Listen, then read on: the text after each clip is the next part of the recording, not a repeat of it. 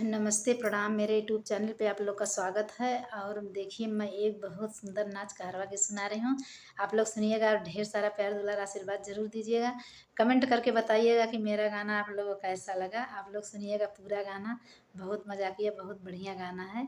आप लोग पूरा गाना सुनिएगा, सुनने के बाद कमेंट करके ज़रूर बताइएगा कि मेरा गाना आप लोगों को कैसा लगा। और मेरा गाना मेरा वीडियो देखने के लिए तहे दिल से धन्यवाद। जितने लोग सुन रहे हैं, मेरे चाचा चाची भैया भाभी दीदी, जितने लोग सुन रहे हैं, मैं सबको दिल से धन्यवाद।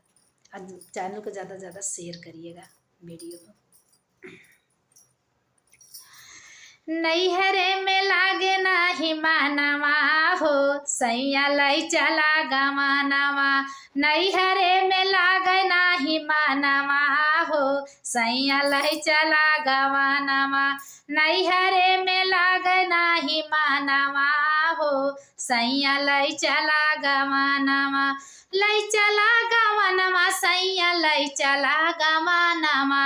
लै चला गवानवा, सैया लै चला गवानवा। नैहरे में लाग नाही मानवा हो, सैया लै चला गवानवा। नैहरे में लाग नाही मानवा हो, सैया लै चला गवानवा। नैहरे में लाग नाही मानवा हो, सैया लै चला गवानवा। रान्हा पड़ोसी मैं मारली में हानवा। रान्हा पड़ोसी मैं मारली में हानवा। भौजी कर दिन भर झगड़वा हो, सैया लै चला गवानवा। भौजी कर दिन भर झगड़वा हो, सैया लै चला गवानवा। नैहरे में लाग नाही मानवा हो, सैया लै चला गवानवा। लै चला गवानवा, सैया लै चला गवानवा। लै चला गवानवा, सैया लै चला गवानवा। नैहरे में लाग नाही मानवा हो, सैया लै चला गवानवा। नैहरे में लाग नाही मानवा हो, सैया लै चला गवानवा।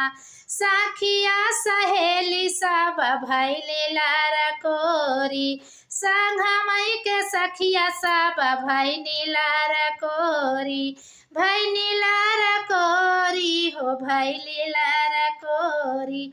साथवा के सखिया सब भैली लरकोरी। केतना मनाई आपन मानवा हो, सैया लै चला गवानवा। केतना समझाई आपन मानवा हो, सैया लै चला गवानवा। लै चला गवानवा, सैया लै चला गवानवा। लै चला गवानवा, सैया लै चला गवानवा। नैहरे में लाग नाही मानवा हो, सैया लै चला गवानवा। नैहरे में लाग नाही मानवा हो, सैया लै चला गवानवा।